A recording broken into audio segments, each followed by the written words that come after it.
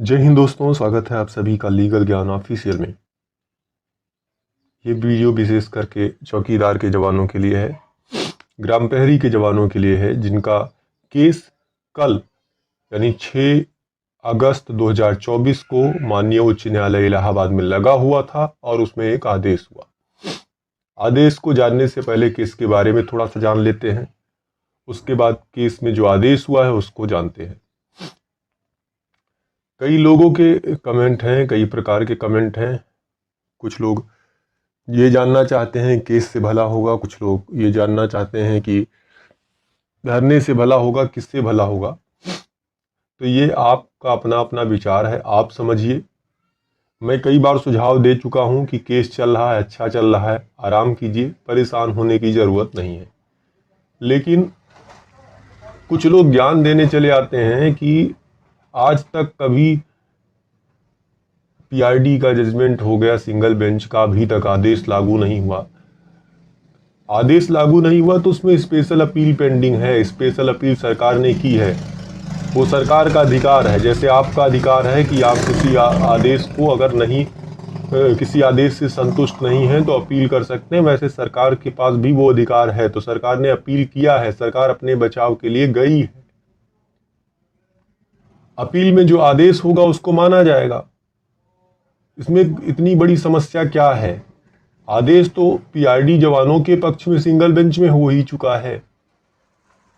Double bench में भी अगर पीआरडी जवान जीतते हैं तो जिस डेट पे सिंगल बेंच में आदेश हुआ था उसी डेट से जोड़कर उनको पैसे मिलेंगे। तो समस्या की बात कहाँ है? होमगार्ड जवानों का भी देखो, इससे पहले कहाँ से भला हुआ? कोर्ट से ही हुआ ना, कि धरना करने से हो गया। तो बिना मतलब की बातें मत कीजिए, आपको जो करना है कीजिए। अगर हमसे पूछ रहे हैं तो हमसे सिर्फ आप केस के बारे में पूछिए, ये कि केस से कुछ भला होगा कि नहीं। भला होने का क्या मतलब? आपने भला होने के उद्देश्य से ही केस किया है ना, अपनी मांगों को लेकर ही केस किया है ना। ये कमेंट कर करके कि क्या उम्मीद किया जाए, चाहे वो पीआरडी जवान हो जो अभी परेशान चल रहे हैं कि स्पेशल अपील में क्या हो रहा है समझ में नहीं आ रहा है, तो आप बताइए हमारा कुछ भला होगा कि नहीं? क्यों नहीं होगा भाई? जब उसी के लिए आप कोर्ट गए, सिंगल बेंच में जीते, एक सरकार ने अपील किया है, आपका भी पक्ष रखा जा रहा है, सरकार का भी पक्ष रखा जा रहा है, आगे सुनवाई होगी, कार्रवाई होगी। आप शुरू से मजबूत हैं, सिंगल बेंच में आप जीते हुए हैं, डबल बेंच में जीतने की पूरी उम्मीद है, क्यों घबरा रहे हैं? अब आ जाते हैं आपके केस पर, चौकीदारों के। देखिए जो केस है इसका नंबर देख लेते हैं। रिटे नंबर 18,956 सन 2022। याचिका करता है लौकुश तिवारी और 1486 अन्य लोग। प्रतिवादी इसमें है स्टेट ऑफ यूपी और 2 अन्य। ये केस जिसके माध्यम से किया गया था उनका नाम है राजीव शुक्ला। राजीव शुक्ला जी के माध्यम से ये केस दाखिल करवाया गया। और इस केस के जो अधिवक्ता हैं, जो याचिकाकर्ता की तरफ से केस देख रहे हैं, वो हैं श्री शैलेश वर्मा जी, श्री आदित्य प्रकाश वर्मा जी। सरकार की तरफ से जो यानी रिस्पोंडेंट की तरफ से या राज्य की तरफ से जो अधिवक्ता हैं, यहाँ पर लिखा गया है सीएससी। सीएससी का भी मतलब समझ लीजिए, क्योंकि आपके मन में कई बार ये पता नहीं कहाँ से कौन कौन से भ्रम फैलाए जाते हैं। आप कहते हैं कि इसमें अभी अधिवक्ता नियुक्त ही नहीं हुए, तो सीएससी का मतलब समझ लीजिए। सीएससी का मतलब होता है चीफ स्टैंडिंग काउंसिल, मुख्य अस्थाई अधिवक्ता। अब आपका केस जो है वो कोर्ट नंबर 5 में 6 तारीख को 6 अगस्त 2024 को सीरियल नंबर 3083 पर लगा हुआ था। ये चीजें आपको ज्ञात होंगी। उसके बाद आपका केस जो है मेंशन किया गया, मेंशन करने के बाद केस सुनवाई हुई और एक आदेश पारित हुआ। वही आदेश यहाँ पर दिखाई दे रहा है स्क्रीन पर आपके। रिट नंबर, केस डिटेल मैंने सारा कुछ बता दिया। आपका केस जो लगा था वो माननीय जस्टिस जे मुनीर साहब की कोर्ट में लगा हुआ था। ये आदेश जो हुआ वो मैं यहाँ पर आपको दिखा रहा हूँ, देख लीजिए। इसमें क्लियरली मेंशन किया गया है कि आपका केस जो है मॉर्निंग में मेंशन किया गया और बताया गया कि 7/3/2024 को एक आदेश हुआ था काउंटर एफिडेविट के लिए। सरकार को कहा गया था कि बस ये आपके पास लास्ट चांस है, अभी आप दाखिल कर दीजिए काउंटर एफिडेविट। तो यहाँ पर उसी ऑर्डर का जो कुछ लाइन है यहाँ पर कोट किया गया है। देखिए यहाँ पर लिखा गया है on 7/3/2024 the following order was pass. क्या ऑर्डर पास हुआ था? 4 पॉइंट यहाँ पर दिए गए। पहला पॉइंट है, it is argued by the learned counsel for the petitioner that despite time granted by this court till date no counter affidavit has been filed. In the interest of justice, 4 weeks and no more time is granted to file counter affidavit. तीसरी point है यहाँ पर rejoinder affidavit if any may be filed within 2 weeks thereafter. और चौथा point क्या था? List this case in the week commencing 25/2024. तो इस 4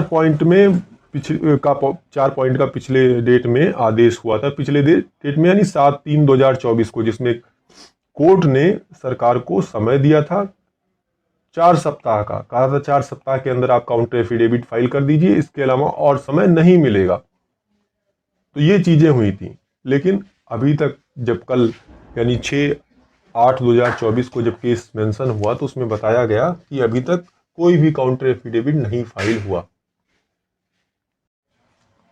उसके बाद देखिए इसी आदेश में लिखा गया है कि despite of the aforesaid order no counter affidavit has been filed till date.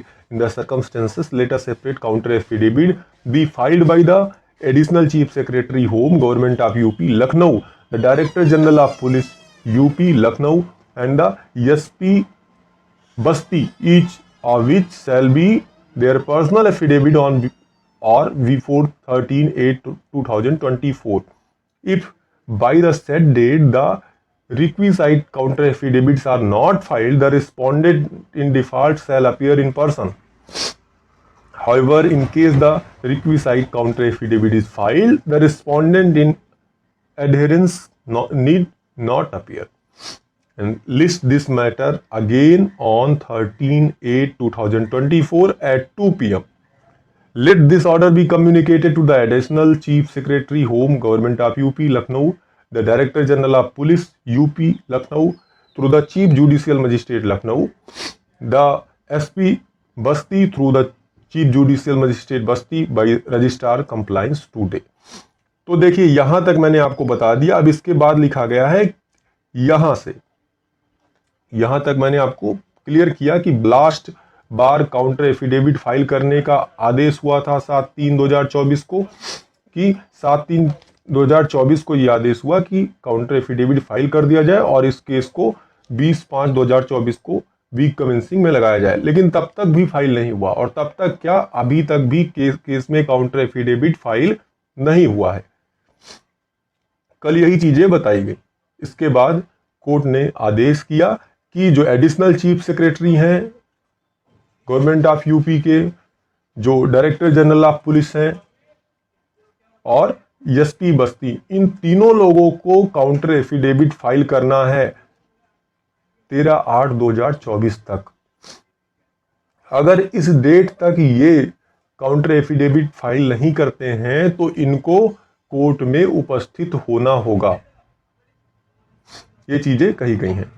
और फिर इसी में लिखा गया है कि ये केस दोबारा 13/8/2024 को 2 बजे, टाइम भी मेंशन कर दिया गया है कि 2 बजे इस केस को रखा जाए।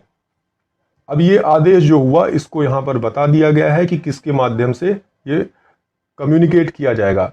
जो एडिशनल चीफ सेक्रेटरी हैं उत्तर प्रदेश सरकार के और जो डायरेक्टर जनरल ऑफ पुलिस हैं उत्तर प्रदेश के, उन दोनों लोगों को चीफ जुडिशियल मजिस्ट्रेट लखनऊ के माध्यम से ये ऑर्डर की कॉपी भेजी जाएगी, कम्युनिकेट की जाएगी।